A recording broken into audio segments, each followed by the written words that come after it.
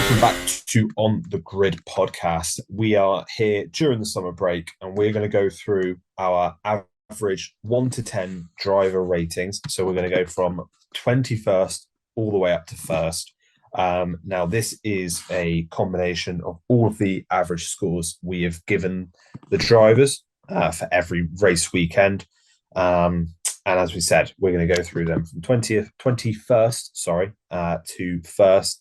And then react to them, see whether we think they should be higher or lower. But do remember, this is an average of all of our scores over the weekend.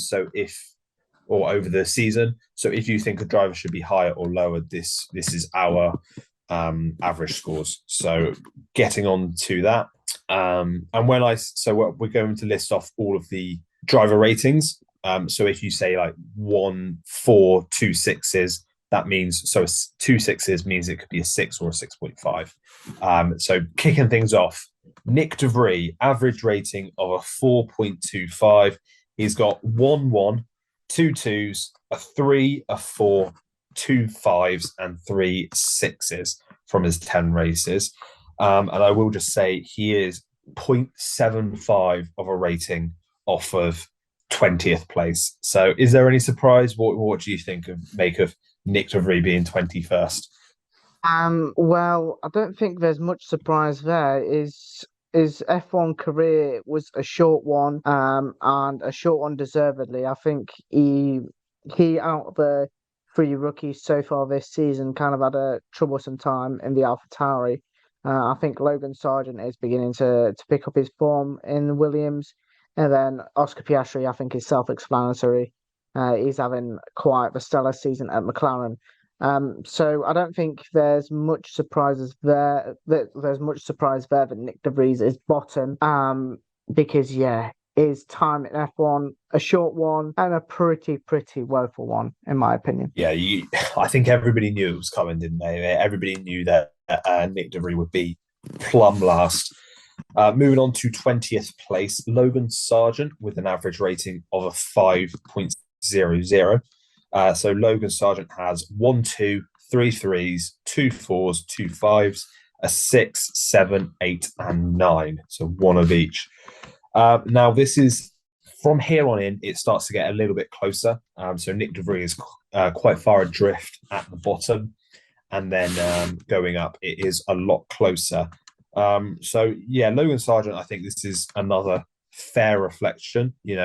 This isn't anything against him, but I think towards the start of the season, his performances weren't there. It's picked up. You think of that Silverstone performance where he was finished just outside the points, and he's moving in the right direction. But yeah, you've got to say, other than DeVries, he's probably been the worst of the bunch. But that's not necessarily a bad thing. I just think the other drivers have performed to a higher level. Yeah, I'd probably say that I'd probably agree with you there once again. And so does our 1 to 10 average ratings. Like you say, I wouldn't agree he's one of the worst drivers on the grid, because on certain weekends you can pick out a handful of poor drivers that have had really bad race weekends in the last couple of races. But I think Logan Sargent, like I said, in Nick DeVries' segment, he's slowly picking up his form, I'd say. And I think he's slowly getting to grips with that Williams car. Obviously, he's got a more experienced teammate in Alex Albon next to him, who's performing fantastically so far this season. And it's just for Logan Sargent, I think this first season is kind of sink or swim. I reckon if he gets 1 or 2 points on the board, I reckon he gets kept on for next season. But then again, I think if he's on the brink of points, I think he gets kept on the season. I just think if he falls back to his standards where he was at the start of the season, 19th, 20th, more or less every single race, I think that'll be a sink situation. But right now, I think that he's currently swimming. He's staying adrift, staying afloat, should I say, not adrift, afloat. And I think he's doing a good job for Williams so far. He just needs to keep up the consistency and gain one or 2 points this season. Marginally ahead of Sargent in our average ratings is Kevin Magnussen, down in 19th place with an average of a 5.08. So that's probably just 1 point here or there that Magnussen is in front of Sargent. So Magnussen has 2 3 out of 10 ratings, 3 4s, 4 5s, and 1 6, 1 7, and 1 8. So you can kind of see that his average rating is a 4 or a 5, which, explains how his rating is down at a 5.08. He has had a couple of good drives. I think that's shown where he's got a couple of points finishes. But again, he is quite far off of his teammate, Nico Hulkenberg, who we'll get onto later on in this episode. But there is quite a large difference in the average rating, which I think is actually reflective, or maybe not reflective enough, actually, of the gulf between the two drivers, which has become a lot more apparent over these last sort of 4 or 5 races. And I don't think it's been good enough for Kevin Magnussen. And I think the fact that Haas has been so poor is covering up some very poor performances from him. Once again, I think Kevin Magnussen is one of them. I wouldn't maybe put him in the Nick DeVries bracket, but I think you put him in the bracket of not living up to expectation or not having the best of seasons. Purely on the basis, I think he's still living on the hype of getting that pole position in Sao Paulo. You're thinking what close to a year ago. So I think he's not having the best of seasons, and I think bringing in Nico Hulkenberg kind of has sort of helped Haas, because Nico Hulkenberg is a very, very consistent qualifier, and that has helped him get points along the way. Because if it wasn't for Hulkenberg's good qualifying performances, I think Haas would be struggling a lot more than they have so far this season. But going back to Kevin Magnussen, I think his performance have been way under par. And he's another one of them drivers where you kind of expecting him to get performances in the second half of the season, because it could be trouble. But then again, are Haas likely to sack someone like Kevin Magnussen with their cost cutting measures? Probably not. So what Magnussen is probably expected to do in the second half of the season is just to potentially score some points like Logan Sargent. But then again, are Haas satisfied with only a couple of points finishes when Nico Hulkenberg's knocking on the door most weekends? Probably not. But then again, I think Magnussen just has to up the ante a little bit and get on par with his German teammate, because Nico Hulkenberg had a few years out of the sport and he's just bounced back straight into that car and delivered performances most weekends. So once again, I wouldn't be satisfied with our Magnussen, and I would be looking to up the performances in the second half of the season. Yeah, I completely agree. I don't think Magnussen has been good enough this season. Moving on to 18th place, Lance Stroll. And I think that tells you everything you need to know. He's got an average rating of a 5.21. So he has 1 out of 10, which is only 1 out of 2 1 out of 10s that we've given out, which was his Monaco performance. The other one was for De Vries in Baku. He has 2 3 out of 10s, a 4 out of 10 and a 5 out of 10, 5 6s out of 10, and 2 7s. Now, I think those 5 6s really tell everything you need to know. He's been bang average. He is getting he's picking up some points. You think of the last 5 races, he's finished 9th, 14th, 10th, and 9th. And again, I think that tells you everything you need to know. He's been bang average. And if Aston Martin don't finish in the top 3 in the Constructors' Championship this season, Lance Stroll will be the reason why.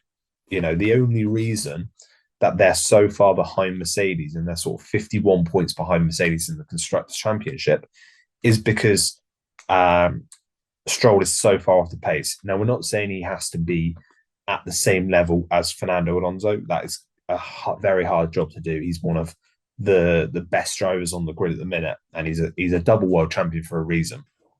But being closer to somebody like George Russell, who hasn't had a good season so far, who has had a pretty poor run of form, um, should be the status quo, really. He's ninth in the Drivers' Championship. He's behind Lando Norris, who up until 3 races ago had an awful car. So, I just think that this is very telling of where Lance Stroll has been. And, whilst his seat is never going to be under threat, based on his performances this season, he should not be in that car. He's proven before. You give him a good car and he's not going to do anything spectacular. He's going to be bang average. So, yeah, I think this is very telling of the season he's had so far. And in 18th place, yeah, Lance Stroll. Once again, I think that I couldn't agree more about Lance Stroll's season. I wouldn't say I've got a strong hatred against Lance Stroll. I just don't think he deserves a seat in Formula One. But he has it purely because of Daddy's cash. And yeah, like you said, it's a bang average season from a car that's the fifth quickest on the grid. Like you say, Fernando Alonso, a two-time world champion next to him is what fighting near the top end of a championship, near in the top end of the drivers' championship, where his teammate is ninth, and behind Lando Norris that had a absolute garbage truck of a car up until 3 races ago. So yeah, it's quite telling that Lance Stroll is way underperforming in the car that he's got currently, and the average ratings show that he's having a bang average season. Maybe some of the ratings are a little bit more harsher on him, but I mean Lance Stroll, 18th place, ninth in the Drivers' Championship, and having a bang average season. What more can you say? It's just the norm for I think for Lance Stroll, bang average in a decent car, like he did at Racing Point, for example. Yeah, which if we remember correctly, actually cost them third place in the constructors, which is worth a lot of money. How much is he costing this team in terms of constructors' money? When he cost them third a few years ago, which it was only 3 seasons ago, and now this season, how much by the end of the season are they going to cost them? Because they could easily finish fifth in the constructors. Moving on to 17th place, Valtteri Bottas, average rating of a 5.5. So there's a bit of a jump there from Stroll in 18th to Valtteri Bottas. And Bottas has two out of tens, 3 fours, 2 sixes, 4 sevens, and an 8.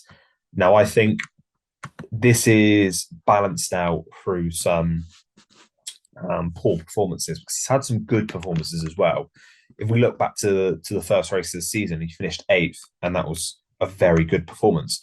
We gave him an 8 out of 10 for Canada, where he got back into the points. And over the last few races, he's been very solid. He's been sort of a couple of places off of the points positions. And now for a male car, which you have to say isn't particularly good, and getting points is hard to come by. But it was those few races at the start of the season where he just looked like he didn't care. He didn't look like he cared at all about racing in Formula One. He's picked up slightly over the last few races, but what do you think of Valtteri Bottas? It's kind of been a bit of an up and down season for him, hasn't it? Another Finnish driver enjoying his hobby in his twilight years in Formula One. Does that ring a bell? It might do, it might do. Where have I heard that one before? About the same team. Yeah, but I would say it's the same team and a Finnish driver as well. So I think that kind of summarizes Valtteri Bottas in a nutshell this season. I don't think he's particularly well. I'm not going to criticize Valtteri Bottas because he's shown at Williams and at Mercedes how good of a driver he is. But I simply think that he's just enjoying his last few seasons in F1. Simply put as that. I don't think I'm not going to say that he doesn't seem bothered about results, because I do still think deep down Valtteri Bottas wants to get in the points and perform as best as he can. But I just don't think he's got the same hunger and desire that he did whilst he was at Williams and Mercedes near the start and middle of his career. I think these last few seasons, and this season in particular, is a bit of an eye opener of the Valtteri Bottas in Alfa Romeo, just enjoying his time in Formula One, taking it as it comes, taking it one race at a time, and not having the pressure of potentially a championship battle on his shoulders. When he obviously had his good times at Mercedes. So I think Valtteri Bottas is just simply enjoying his time in Formula One this season. It's simply put as that. He's put out some Instagram posts of him cycling, and I think cycling and Formula One are his hobbies at the moment. I don't think that's to discredit Valtteri Bottas, but I simply do think that those two things put together are his interests or his hobbies, not his job anymore, or his hobbies. So Valtteri's had an up and down season, to say the least. But I just think he's just enjoying it as it comes. And I think that's how he should end off a Formula One career, enjoying it as it comes, taking it one race at a time, and finishing off your career like Kimi Raikkonen in style at Alfa Romeo. Yeah, it is very reminiscent of Kimi at Alfa Romeo, and it is quite reminiscent of that quote he gave to, I think it was Drive to Survive, where he said, I don't really need to do this. It's just more of a hobby for me. I only do it because I want to," which is very reminiscent, which applies today with Valtteri Bottas. And I think maybe a bit of a bold claim, but if he doesn't retire this season, it'll be next season. I don't think in a couple of years' time, Valtteri Bottas is going to be on the grid, because maybe there's not that same desire there, and it maybe feels like a bit of a chore. Who knows?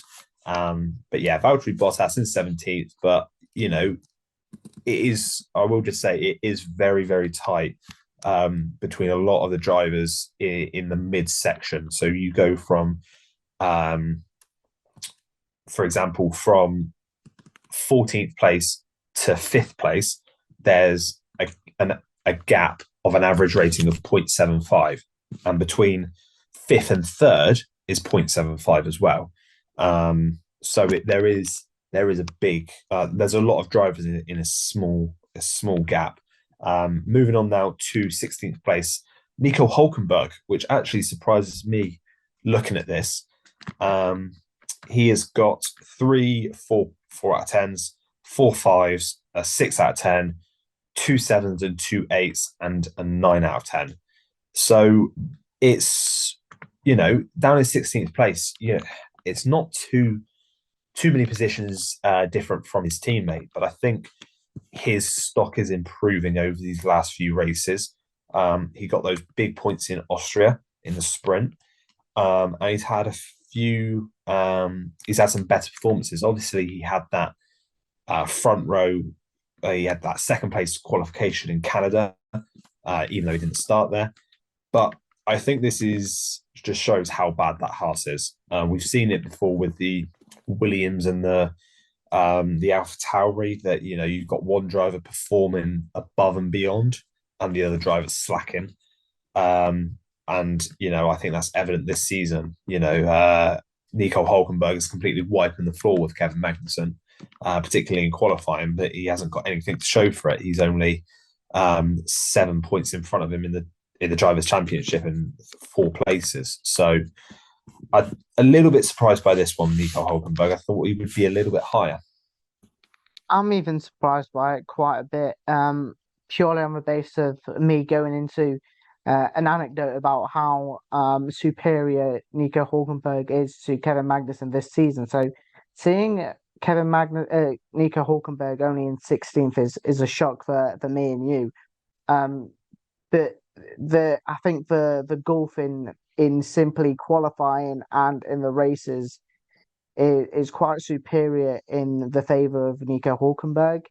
Even though he's had I think it was 3 years out of Formula One. Obviously, he had drives for Aston Martin here and there, replacing Seb Vettel, and I believe it was Racing Point. Was it Racing Point for Sergio Perez, if I'm not mistaken? So obviously he's had races here and there, but still, 3 years compared to the 12 months for Kevin Magnussen, that Kevin Magnussen was out of the sport. There's quite a large contrast there, and to only see him 16th, as Nepenthes would say, 16th. Yeah, is quite shocking. But then again, he's the superior of the Haas drivers, and I think that shows in the drivers championship. He's got the more points out of the two, um, and also he's just the superior driver every weekend. It seems qualifying, he just seems above and beyond Magnussen, and then in the races, obviously Haas have got a garbage truck, so he's constantly losing places, but he's still finishing relatively ahead of his teammates. So Nico Hulkenberg, 16th, a shock for me, but I think it's deserved. It's kind of a compromise between his driving ability and the car that he's got underneath him. So that's kind of balanced it out for him to finish to be 16th at the midway point of this season. So yeah, I'm not sure if I gave the average rating for Nico Hulkenberg. He's got a 5.83. Moving on to 15th place, Zhou Guan Yu, 5.88. So again, not very much between those two. So for Zhou, he has 1 3 out of 10, 4 out of 10, 4 5s, 3 6s, 2 7s, and 1 9, which was that notable performance in Spain.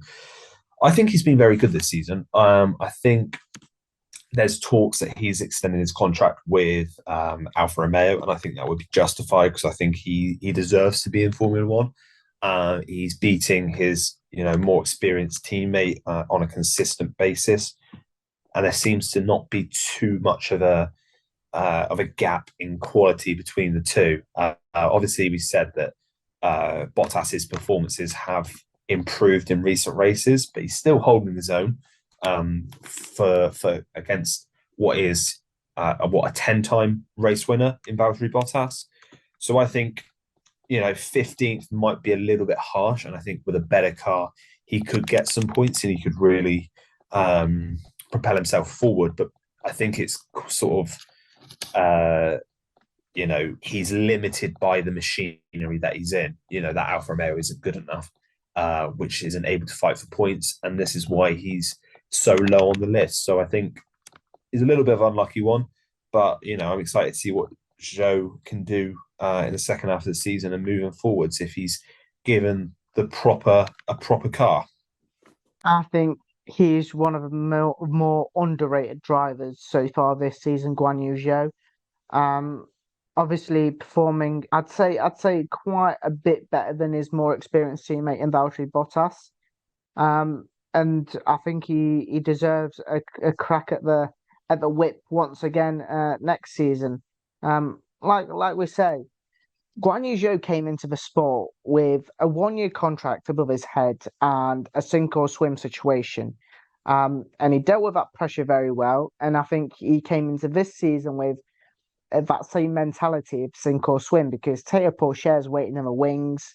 And whether he finishes at the top of the F2 Championship is yet to be seen. Because I think if Teo Pourchaire wins that F2 Championship in his third year, I think he moves up to Formula 2 with Alfa Romeo without a shadow of a doubt. But Guan Yu Zhou, once again, unfortunate to be only 15th, because some of the performances that he's put on so far this season have been absolutely fantastic. And I think in some races he's put Valtteri Bottas to shame. So to be only 15th, and a couple of points, couple of noughts ahead of Valtteri Bottas, is extremely unlucky for Guan Yu Zhou. But once again, I think it's going on my whole saying for Alfa Romeo from the last episode. If they had a new gearbox every single race, they'd be a lot higher up, because that showed in, I believe it was it Belgium or was it Hungary? No, it was Hungary. It was Hungary that it showed, because they had a new gearbox there. It showed in Hungary what a new gearbox would do, and in Belgium, obviously, they didn't replicate it because second race syndrome kicked in. So Guan Yu Zhou, unlucky to be only 15th, but he's still performing well above and beyond his more experienced teammate. Now on to 14th place, and this one is a big shock to many people, I would have thought. It's Yuki Tsunoda. There's a big jump in the average rating up to a 6.25. Now, I will say that he is level with the person above him. However, the person above him has a highest rating. That's a bit of a tongue twister. So for Yuki Tsunoda, he's got an average rating of 6.25. He has 1 3, 1 4, 3 5s, a 6, 4 7s, and 2 8s. Now, if he continued his form from the start of the season, Yuki Tsunoda, he would be, I would say, in the sort of the top 5 or 6. But he started the season so well, and then his performances started to drop a little bit. Maybe there wasn't that pressure from teammate pushing him on in Nick De Vries, and maybe that's why we saw a bit of a step up last time out in Belgium in Spa. Where he's got Daniel Ricciardo fighting alongside him, really pushing him. He beat him first time out in Hungary, and that gave Tsunoda a bit of that drive, a bit of that hunger. And he was running well, and he got some good points for the team, and that was reflected in our score. So I think it'll be interesting to see that dynamic between those two drivers come the second half of the season, and we'll see what Tsunoda's made of. Whether he's that type of driver that's good enough to make the step up to a big team. Once again, I think we agree completely on Yuki Tsunoda. Start of the season, fantastic. But in the last couple of races of Nick De Vries' F1 career, I think he just kind of fell off a little bit. And I don't think in the last couple of races where Nick De Vries was still at AlphaTauri, I don't think he kind of pulled his weight, Yuki Tsunoda. And he just his form just kind of fell down. But now, with Daniel Ricciardo in the team, a more experienced teammate, a more hungry teammate to fight for his place in F1. It's helped Yuki Tsunoda, I think, develop a lot as a driver, having the know-how of Daniel Ricciardo at AlphaTauri, which has allowed, obviously, Yuki to kind of step up to the plate at Belgium, for example. So in the second half of the season, you probably expect to see more of the same from Yuki. I don't think there's anything else that Franz Tost wants. He wants some healthy rivalry / competitiveness in the team. And I think Yuki Tsunoda will certainly get that from Daniel Ricciardo. They'll both be pushing themselves along the way.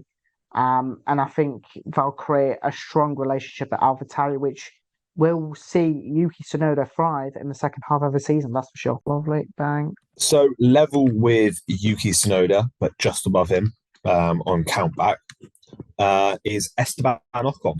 So he is in 13th place, or joint 13th place, however you want to look at it, with an average rating of a 6.25, as is Yuki.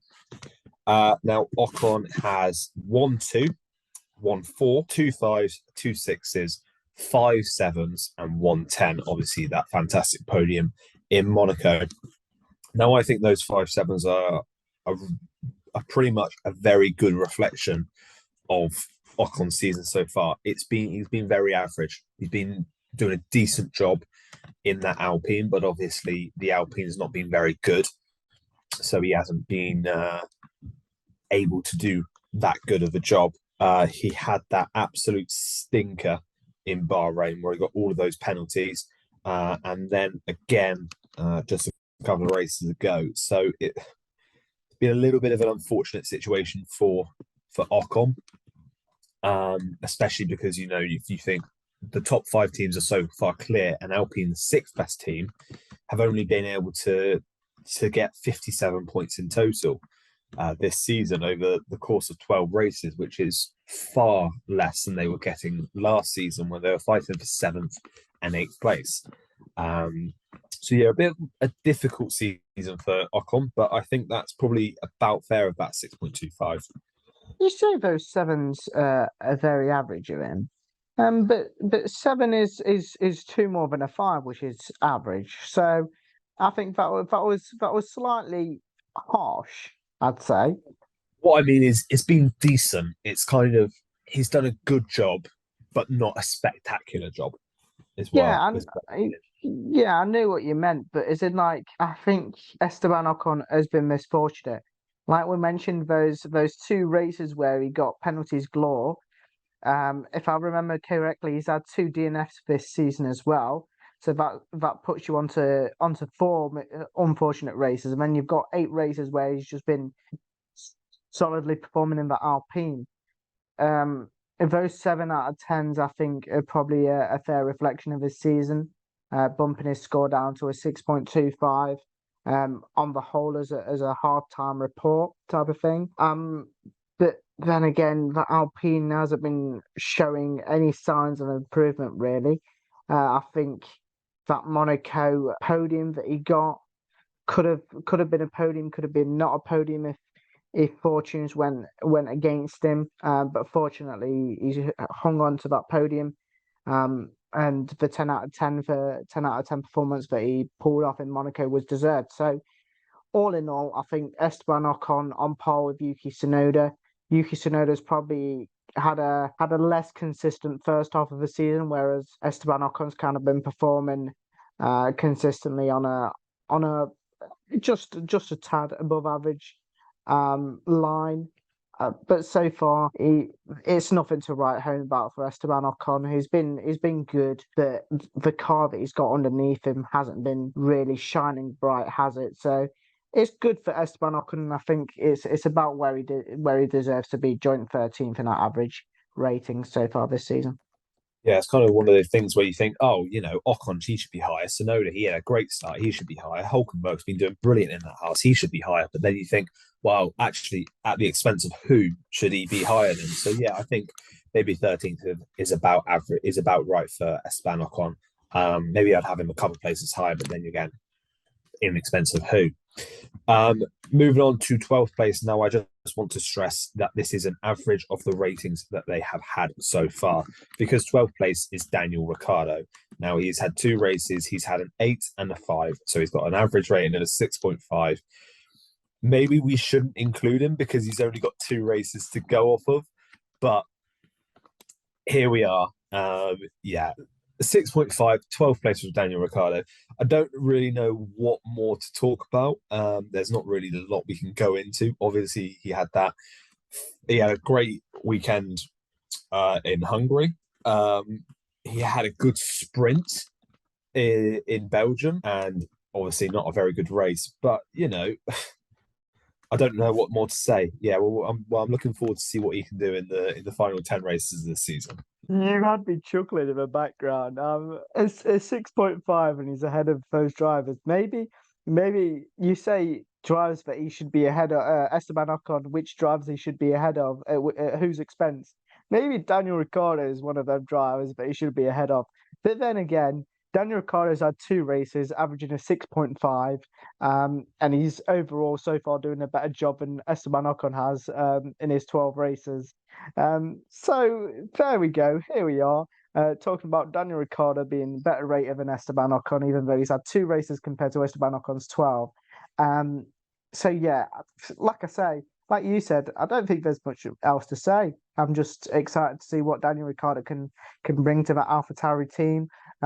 Obviously brings a lot of experience and a lot of know-how in Formula One to help Yuki Tsunoda, and it's just a case of Daniel Ricciardo just performing as best as he can in the AlphaTauri to potentially get himself a seat at Red Bull. Whether that seat becomes available with Sergio Perez being dumped out of the team, I don't know. Stay tuned for another episode where we talk about our 2024 grid predictions. But yeah, it's just excitement for Daniel Ricciardo to see what he can do in the AlphaTauri team and whether he can book himself a place on the 2024 F1 grid. Yeah, I tell you another reason why. Just going back to Esteban Ocon, why I think 13th place is a little bit harsh is Pierre Gasly. We haven't gone through yet.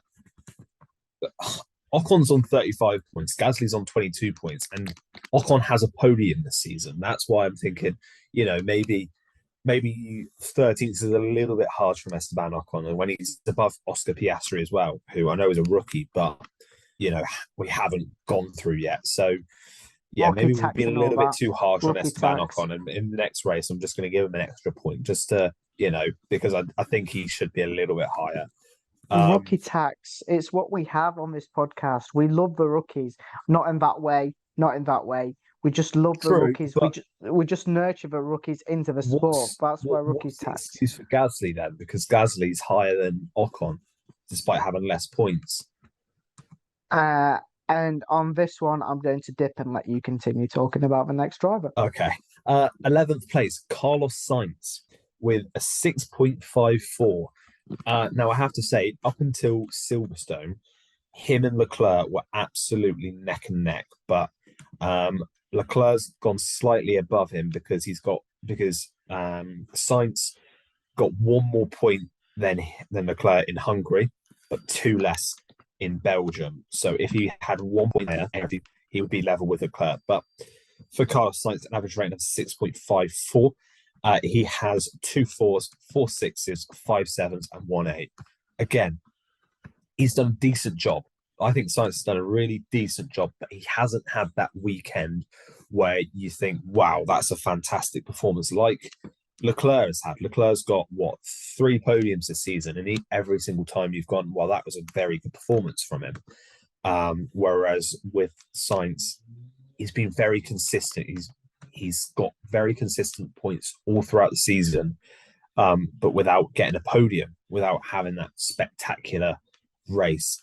And I think that's what's holding him back a little bit here. So I think Sainz is unfortunate more than anything. I don't necessarily disagree with his placement, but I think he's been unfortunate.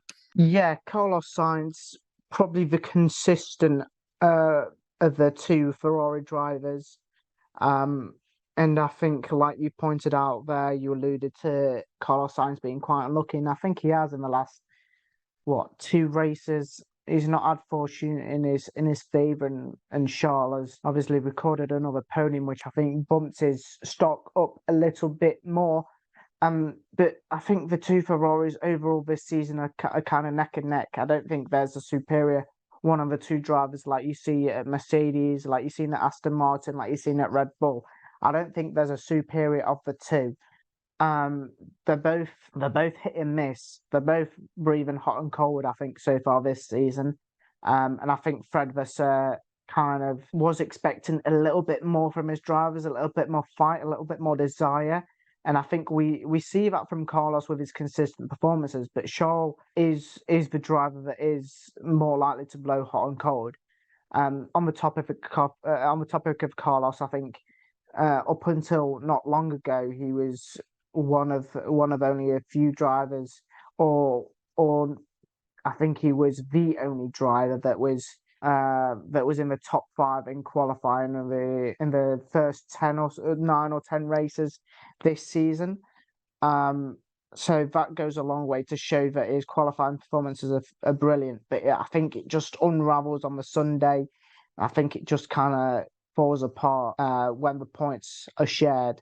So I think unlucky for Carlos, but I think the two Ferrari drivers have been finding it hard this season, especially after kind of sort of a title battle last season that opened up, which kind of faded away as soon as Red Bull started dominating. But Carlos is another unfortunate one that I think maybe could be higher if performances did go his way on some weekends. But yeah, another unlucky one of the average ratings. Yeah, if you actually look at his qualifying performances, apart from Canada and Hungary, he's qualified in the top 5 in every single race. In Canada, he was 8th, and in Hungary, he didn't make it through to Q3. So made Alonso the only driver to make it through into Q3 in every single race. But it's been very even in the head-to-head. I think Charles has maybe slightly picked up a little bit more form in the recent races. He's got those 2 podiums in Austria and Belgium recently. But yeah, I think Carlos has been quite unlucky this season. But now moving on to 10th place is not Charles Leclerc, it's Pierre Gasly. He's got an average rating of 6.58, so slightly above Sainz and Ricciardo. And this is sort of 1 point here and there. Or I think for Gasly's case, Gasly and Sainz, it's only half a point difference between the two of them. So Gasly's got 1 2 out of 10, 1 4 out of 10, and then he has 2 5s, 2 6s, 2 7s, 2 8s, and 2 9s. He is he's pretended to be Noah's Ark, isn't he? He's going 2 by 2 for each of those ratings. So just needs to have another 4, another 2, and then he's got 2s for everything. But for Gasly, I think this is one that's surprising a little bit, especially that he's above Ocon, as we said earlier. He had those a couple of good performances towards the start of the season, but he has sort of tailed off recently, except of course for that impressive sprint podium in Belgium, finishing third, holding off Hamilton, holding off the Ferraris to have a fantastic result. And then he obviously just missed out on points in the race. But I think, yeah, as I said, I think Gasly may be a little bit higher than I would have expected, but this is our average ratings. And once again, I think Gasly was stepping into the unknown a little bit into this season. Obviously, he had a stint at Red Bull, which lasted mere seconds. And then he's been at Toro Rosso / AlphaTauri. And finally, he's kind of gotten his, should I say, big break in quotation marks to Alpine. And I think, yes, he has obviously had less of a successful season than Esteban Ocon so far has. But I think he's just moulding into the team. And I think the team, like I've already mentioned in the Esteban Ocon segment, kind of need to give them some upgrades to enable them to battle with the teams ahead of them. But Pierre Gasly, so far so good, just needs to continue with the consistency, stay away from the DNFs because he's another driver that's got 2 DNFs to his name, or may even have more. I'm not 100%, but I'm sure he had 2 DNFs back to back. So yeah, another driver that needs to keep up the consistency, stay away from the DNFs, and just continue to try and score as many points as possible in the hunt higher up the championship order. Yeah, obviously Alpine have had those 3 double DNFs. So obviously the first one in Australia and then 2 back-to-back at Silverstone and Hungary. Moving on to 9th place, and it's Charles Leclerc with an average of a 6.63.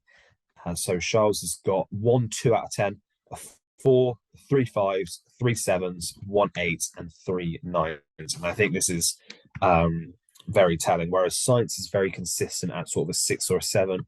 Charles has some races where he'll be down at a 4 or 5, and then he'll have another race where he's at a 9. He's obviously got 3 podiums this season, which I think are those 3 9s out of 10. Yes, they are actually. But it's been very up and down from Leclerc, and I think that shows, and it's sort of balanced out. So he's sort of at a similar level to Sainz. Obviously, he's only a few points ahead of him in the championship, but I think this season has shown that even if he was given a car capable of winning a championship, he wouldn't have he's not in that place with the quality of his driving yet to be able to compete. Whereas, you look at someone like Verstappen or Hamilton or Alonso, they're always so consistent that is why they're able to. That's why they've got championships under their belt. Whereas Leclerc, I don't think is quite at that level yet. He's had some spectacular performances, but apart from that, there's been some races which haven't been good enough. For note, where at Spain, obviously got knocked out in Q1, but then couldn't even get into the points. So results like that haven't helped his cause. So yeah, I think that's what's limited his racing. And if it wasn't for those performances, he would be a lot higher. You've said it perfectly there. In summary, I don't think I need to add more onto Leclerc's segment. I think he's a driver that is kind of a yo-yo driver. He can have a bad race and then he'll have a good race, and then he'll have another bad race and then he'll have another good race. He's very inconsistent compared to his Spanish teammate at Ferrari. So it's just a case of Leclerc just knuckling down and gaining the consistency of Carlos Sainz. And if he does have that consistency and he's constantly finishing 4th, 5th, maybe on the podium 3rd or 2nd, then his stock is likely to grow in this average ratings, and he could finish a lot higher by the end of the season. So it's just about consistency in Ferrari. I know Carlos Sainz is consistently gaining points, but I think that's what splits the 2 Ferrari drivers. Leclerc on the podium 3 times. And he's got 9 out of 10 ratings, whereas Carlos Sainz, I don't think he's got higher than an 8, if I'm not mistaken. So yeah, it just shows where the ratings go in Leclerc's favour compared to Sainz's consistency. So I think it's just for Leclerc, I think it's about having that right balance and just kind of pushing on from a podium in Belgium and just propelling himself to become as consistent driver as he can be to finish higher than, what is he? I think he's 5th currently in the drivers' championship. So I think it's about consistency and about finishing as high as possible for Leclerc, because I think that's what Ferrari needs: consistency ahead of 2024, because this season is done for them. Yeah, I think they're really fighting for constructors' position. It looks like they're fighting for third, really. I think Mercedes, with how consistent they've been this season, have just too far up the road to catch. Maybe they could prove me wrong, but I think Mercedes definitely look like the most likely to get second in the constructors at this rate. Now moving on to 8th place, Oscar Piastri. Now he's had some very good ratings in the last 3 races in particular. He's got an average of a 6.71. So again, this is only sort of 1 grading point higher than Leclerc and 2 higher than Sainz. So it just shows how close it is. And, by the end of the season, you could see Piastri down in 14th and Ocon up in 6th, for instance. So, it is very variable depending on the performances. So for Piastri, he has 1-3, 1-4, 1-5, 3 6s, 3 7s, 1-8, 1-9, and 1-10. So the only grades he hasn't received from us this season is a 1 or a 2. I think he's had a very good start to his Formula One career. He obviously started off in a car which was not to the required level, but in these last 3 races in particular, he's finished 4th, 5th, and obviously DNF in Belgium, but finished 2nd in the sprint. So I think I think he'll be very happy with the first half of the season. And going into the second half, he's showed in Belgium he is capable of being the quicker of the 2 McLarens. He hasn't beaten Norris too many times this season, but he beat him in Belgium. There's no reason why he can't do it in Zandvoort. So we'll have to wait and see. I think this is a very interesting one to watch in the second half of the season. Oscar Piastri, probably one of my favourite rookies that has entered the sport in the last couple of years, because he's simply just got into the car and got on with it. Alpine tried to shove a contract in his face. He was having none of it and jumped ship to a slower car, which has turned out to be a rocket ship in the last 3 races. So I think it's worked out perfectly for Oscar Piastri. And I don't think he'll have any complaints really in jumping ship to McLaren. Also, adding on to that, the rookie has been scoring points left, right, and centre. I think he's been doing that on a consistent basis throughout the last couple of races, and the podium in the sprint in Belgium kind of culminated to what he can achieve, and he can achieve being a race winner. I can happily put my head on the chopping block. I think he will be a race winner one day or another.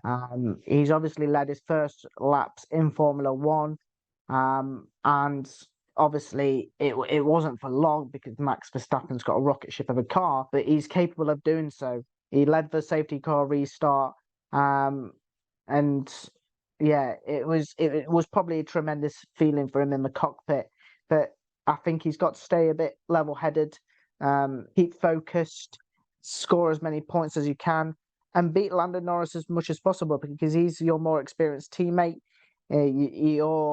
Oscar's taking advice off Lando on the team, and if Oscar's taking these tips in very well, I think he'll be finishing ahead of Lando a few more times this season. I only think he's finished ahead of Lando twice this season, so maybe we can see Oscar Piastri doing it 4 or 5 times this season. But it's another one to watch out for because Oscar's very talented.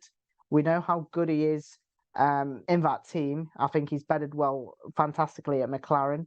And it's just a matter of time until he steps on the podium a couple more times. Completely agree. And I will go one step further. I think Oscar Piastri will be a world champion one day. I think he's that talented. You've seen how good he's come into the sport with a lot of media attention. I think, this guy's had the most teams going for his seat for this season before he'd actually raced a single lap in Formula One. It looked like Williams were going to bring him in mid-season, and then McLaren and Alpine fighting for his signature for this season with that whole debacle during the summer break. But I said it a few weeks ago. I think Oscar Piastri is the most talented rookie in Formula One. It's having the best rookie season since Charles Leclerc. And I don't think it's much competition there at all. And you could argue that he's maybe having a better rookie season than Leclerc, from where he started to where he is now, and how close he is to Lando Norris, who was deemed, who you thought at the start of the season, is he a teammate killer, similar to Verstappen, similar to maybe Hamilton, and he's coped with it very well. He's always finished within a couple of places of Piastri of Norris, except for Austria, when one of them had this massive upgrades package which revolutionized the car and the other didn't, which was Piastri. He didn't. I think he's done a fantastic job. But now moving on to 7th place, or should I say joint 6th place, because these next two drivers are level on their average rating. So first of all, Sergio Perez. So he has the average rating of a 6.92. He has got 3 out of 10s, a 5, a 6, 3 7s, 3 8s, 1 9, and 1 10. And that 10 was obviously for Saudi Arabia, where he held off Verstappen's charge brilliantly, and we were all commending him for it. I think what is really saving Perez here is his race results don't look terrible. So obviously we all know about his qualifying form, but apart from that, since Miami, which is where this seemed to really start, he's not finished outside of the top 6, and he's only finished off the podium 3 times if you take Monaco out of the equation, where he obviously had a stinker. But he's got 3 podiums in that time, 3 races off the podium. So it's been a very up and down season for Perez, and I think he needs to do a little bit more in order to keep his seat for next year, and also to earn the trust of the Red Bull setup as well again, and look at keeping that seat beyond next year. Whether he decides to stay in the sport or not, we'll have to wait and see.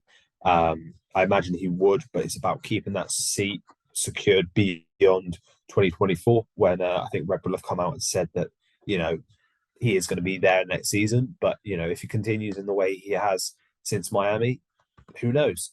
Crazier things have happened in Formula One. But yeah, very up and down for Sergio. We were setting after Saudi Arabia, can he mount a title challenge?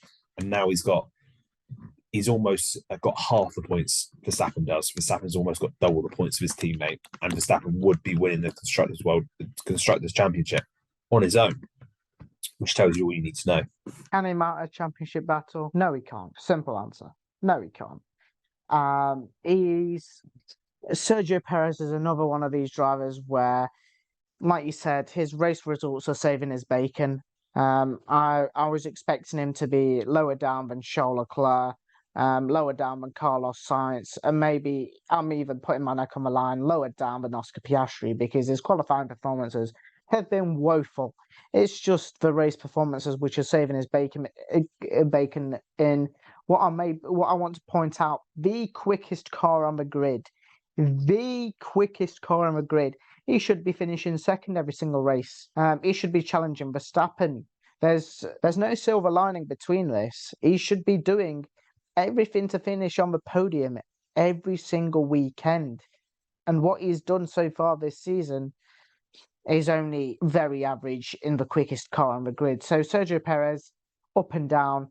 That's all I can say. It's just been very, very inconsistent in qualifying, and he just somehow makes it up in the race.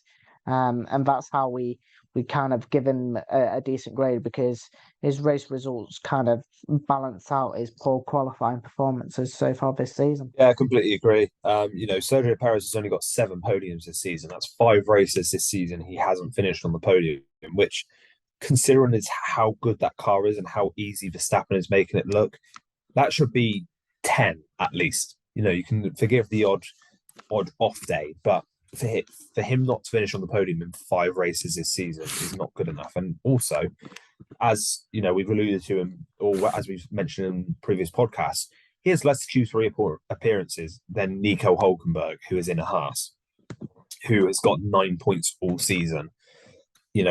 This is not the mark of a driver driving in the best car. That's not, look back to what Valtteri Bottas did in the Mercedes, or Rubens Barrichello's for years at Ferrari. The mark of a good number 2 driver is, despite having a dominant car, they're able to bring it home in second or third every single time. Maybe they have the odd races where they finish 4th or 5th, but 90% of the season they will finish on the podium, which they should, consider as how far clear that car is. But as I said, level in joint 6th with Sergio Perez is Lando Norris. Now, his form has really picked up recently, so he's also got a 6.92 average rating. So Norris has 1 3, 3 4s, 3 7s, 2 8s, and 3 10s. Obviously, he had those 3 10 out of 10 performances in a row. And yeah, as I said, I think those performances have really saved him, and it's really done him a world of good. And now he's up in joint 6th in the average rating, and I think that could probably go up as high as 4th by the end of the season if the McLaren continues to show the pace it has and Lando continues to perform. Lando Norris, an expected entrant at number 6, well, joint 6th. Like you said, those 3 10 out of 10s have saved his bacon, because if it wasn't for them, he's having kind of a very average season. But then again, McLaren were having a very bog standard average season up until those upgrades. So I think those upgrades have helped the McLaren team a lot. And Lando Norris has kind of been able to fulfill his potential at being a podium finisher this season. So I'm not overly surprised that Lando Norris is as high as 6th. I'm very happy for him that McLaren have been able to pick up, because obviously rumours were circulating that he could jump ship elsewhere because of a garbage truck that McLaren had at the start of the season. But I'm extremely happy that McLaren's fortunes have changed, and they are able to look ahead rather than look over their shoulders at their rivals. Yep, and now moving on to 5th place, Alex Albon, up in 5th place with an average rating of a 7. So Albon has 3 5s, 3 6s, 2 7s, 2 8s, 1 9, and 1 10, which that 10 came in Canada, where he finished 7th, which was a fantastic performance. Now, again, I think this is completely accurate. I think he is being right up there as one of the best drivers this season. How many times do we look at, a track with a long straight and think, Albon's going to get points here? It's almost like certainty. Albon will at least be in the fight for points at that track, at that a Canada, even Silverstone, which relies on a lot of downforce. He got points at. He wasn't far off points in Hungary, which is the opposite. So it just goes to show how the level he's been driving at. And I think this is a really good fit. I hope Alex Albon stays at Williams for the next couple of years. Hopefully they continue their onwards trajectory with James Vowles in charge. But yeah, fantastic from Albon, fantastic from Williams. Step in the right direction, just what he needed. One word for me: commendable, brilliant, fantastic. Those are 3 words, not one. Excuse me. But Alex Albon, absolutely fantastic this season. I can't give him enough praise for the job he's done at Williams, and how James Vowles has revolutionised that Williams team in only half a season that he's been in charge as team principal. I think his experience at Mercedes has helped him kind of bed himself into the Williams outfit as team principal. And I think a leadership role for James Vowles was kind of expected, and I think it suited him very well. And he's been able to help Alex Albon a hell of a lot with obviously his performances so far this season. So Alex Albon, a shining light for Williams, is sort of helping his rookie teammate Logan Sargent get into grips with Formula One, but it's Alex Albon things. It didn't pan out at Red Bull, but in that Williams outfit, he's the number one driver, and he's able to do his thing, and it's helped him a lot to relieve that sort of pressure of having a better teammate alongside him, the pressure of having more experience, pressure of having a lot of important people looking down on you and mounted that pressure on you. So I think he's taken the challenge of Williams very well, and he's able to just thrive in that environment, which is fantastic to see. Yeah, Williams are seventh in the Constructors' Championship, level with Haas. It just shows the trajectory they've been on, and out of those bottom four teams, you've got to say they've probably got the strongest car. I would argue, and the best driver as well out of those 8 drivers that are there. Moving on to fourth place, George Russell. And now I think this is probably a little bit too high, I would say. He's got an average rating of a 7.38. So there is a little bit of a gap between Albon in fifth and George Russell. So Russell has 2 5s, 2 6s, 2 7s, 3 8s, and 3 9s. First of all, I am a little bit surprised because I think he's performed well. He is, joint fifth in the Drivers' Championship, but he has been quite far off his teammate, which is actually reflected in the average grades, which we'll get onto in a minute. But George Russell was a little bit of a surprising one. I thought he'd be at least closer to that pack of Albon, the McLarens, the Ferraris, Perez, etc. So I'm surprised by that one. I think there's a lot of surprise revolving George Russell because he's not had the season that he had last term. And I think it would have been more likely for him to be in between the pack of Sergio Perez to maybe Carlos Sainz / Charles Leclerc, that sort of pack. But it's simply not the George Russell that we've seen in the last season, and it's clear to see he's been outperformed by his teammate. His qualifying performances have gone down the hill, and his race performances haven't been brilliant. So this season's been hard. This season's been hard so far for George Russell, but I'm confident that he can bounce back in the second half of the season and deliver some good results for Mercedes, who look like they are nailing down second place. I won't say it's dead certain right now, but they look like they are the firm favourites for second place in the Constructors' Championship so far. Yeah, completely agree. Not being the George Russell of last season, I don't think. He's had a few more mistakes. He's got knocked out before getting into Q3 a few more times, and also his qualifying performances haven't been to the same level as we've seen, especially last season. But let's hope he can find a bit of consistency in the second half. Third place, I don't think this will surprise anyone. Fernando Alonso jumping up from average rating up to a 7.75. So very, very much clear of that pack, including Albon all the way down to Yuki Tsunoda and Esteban Ocon. So for Alonso, 1 5, 1 6, 3 7s, 3 8s, and 4 9s. No 10 out of 10s, which maybe we were a little bit harsh looking back at those early podiums and those early second places that he got. No, I think his form or the results have dried up slightly, but his ratings haven't, because I think he's been maximising the performance in that car. The Aston Martin has been caught up and surpassed by many of the other cars on the grid. But, Fernando Alonso continues to impress. He's already got 6 podiums this season, and he's been caught up by Lewis Hamilton, and based on the current form, you wouldn't have thought he's going to finish third. But who expected Fernando Alonso to be this high up realistically? It's been fantastic and a joy to watch.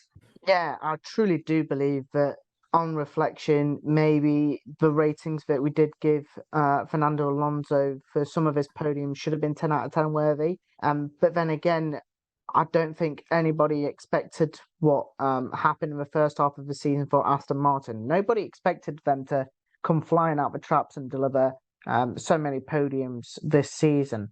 But on reflection, maybe we were a little bit harsh and we should have given out some 10 out of 10s for Fernando Alonso's performances when he finished on the podium. But then again, two-time world champion. I think he's back where he belongs, near the top. And he's just been delivering the results for Aston Martin. Maybe not so much in the back end of the first half of the season. But at the start of the season, he was just delivering podium after podium after podium. And it was fantastic to see him back stepping out and spraying the champagne once again, kind of reminiscent of the good old days at Renault and Ferrari when he was on the top step, on the second step and on the third step. So yeah, it's been good to watch Fernando Alonso's slow climb back to the top. But again, in the second half of the season, I think Aston Martin need to prioritise some upgrades because they are slowly starting to fall down the pecking order and they're slowly beginning to get swallowed up by the likes of Ferrari, McLaren and Mercedes. So upgrades are needed for Aston Martin if Fernando Alonso is to battle for that third place in the Drivers' Championship. And if Aston Martin are serious contenders for that third place in the Constructors' Championship as well. Yeah, completely agree. Upgrades are desperately needed for Alonso, to be able to fight Hamilton for third place in the Drivers' Championship. Moving on to second place, Lewis Hamilton, average rating of an 8.13. So he's broken free slightly from Fernando Alonso because a few races ago, again, they were quite close, two of them. So Hamilton, has 2 sixes, a 7, 5 8s, 3 9s, and 1 10. And that 10 out of 10 was for Australia, where he finished second. I think he's been so consistent this season. Fantastic performance week after week. And, I think he has, if you look at the season as a whole, he has been the second best driver. Had a bit of a rocky start in those first 5 races, but once that Mercedes changed its philosophy and gained the side pods, that he has really been able to show a lot of consistency. Apart from obviously Austria, which seems to be a bit of an anomaly, he has been performing at such a high level all season round. Once again, am I surprised that Lewis Hamilton is so high? Probably not. The man is challenging for third place in the Drivers' Championship, and he's battling obviously for second place for his team in the Constructors' Championship. So it's just been fantastic to see Lewis Hamilton kind of bring back his old consistency and been battling near the front of the pack. It's just vintage Lewis Hamilton, really. And I think many fans of Mercedes, McLaren, and Lewis Hamilton fans in general wanted to see the Lewis of old once again. And I think he's bringing that this season. Obviously, he's been outperforming his teammate quite considerably. And it's just brilliant to see how Lewis Hamilton has progressed from the lows of the lows in 2022 to sort of the highs of the highs in 2023, I'd say. It's nowhere near the Red Bull territory that Max Verstappen's at, which, if you wouldn't have guessed, is number one. But yeah, it's just been good to see Lewis Hamilton progress through the pack and obviously gaining many Q3 appearances and podiums here and there. So the old Lewis Hamilton, can we say he's back? He's not winning, but he's back on the podium from time to time. So I think it's a compromise we can have. Mercedes fans are happy, and Lewis Hamilton fans are happy. It's not his dominant days between the 2010s and the 2020s. But it's something of Lewis of old, that's for sure. Yeah, what's actually surprising to me is he's only got 4 podiums this season, which was a little bit of a shock when I saw that. However, since that change in philosophy and the addition of the side pods in those 7 races, he's only finished below fourth on once, and that was obviously Austria, where the car was not in a good way. But he's beaten Russell in every single race since those changes. Again, apart from Austria. But there's only going to be one winner, and that is Max Verstappen with an average rating of a 9.17, which is crazy. 1.04 higher than the next highest rated driver, which was obviously Hamilton, which, by the way, is the gap between 5th and 16th. So Verstappen has 1.7, 1.8, 6 nines, and 4 10s. Only 2 races where he hasn't actually got he's got below a 9, and what can you say? It's just pure domination. Finished on a podium every single race. If he's not finished first, he's finished second, and that only happened twice. He's destined to level Sebastian Vettel's longest winning streak at his home race, and then beat it the week later at Monza. So yeah, what can you say? He's on his way to a 3rd world title. I bet that was painful to say, wasn't it, Ethan? It was painful. So painful. Yeah. Yeah. I've turned speechless. It's Max Verstappen. It's the dominant era of Red Bull. Like it was Mercedes' dominant era, it's now Red Bull's dominant era, and they've been doing it week in, week out with Max Verstappen. Like you say, if he's not winning the race, he's second place. He's beaten record after record. He equaled Ayrton Senna's race win record not long ago, and he'll be charging further up that pecking order, trying to hunt down Sir Lewis Hamilton's tally of race victories. But yeah, it's been absolutely fantastic from Red Bull Racing, and especially Max Verstappen. I think it was just inevitable. When you saw that car in the first race of the season, you knew the gulf in difference between them and Ferrari, Mercedes, and Aston Martin. It's just the gap between them and the top 4 teams, should I say. It's just so big, and it's clear to see why Max Verstappen is going to be winning his 3rd world championship back to back to back. And could he be doing even more damage in the years to come? Probably yes, but I don't want to delve into 2024, 2025 just yet. Let 2023 finish, and then we'll see what happens in the years to come. But Max Verstappen, first half of the season, fantastic, inevitable, genius, brilliant. And that is all for this episode of On the Grid podcast. Thank you all for listening. That was our 1 to 21 average driver ratings for the first 12 races of the season. We will do this again at the end of the season after Abu Dhabi to see, what's changed and review the season as a whole, and whether we agree with that as looking at the season from start to finish. But as I said, thank you all for listening, and we will see you in the next episode. Goodbye.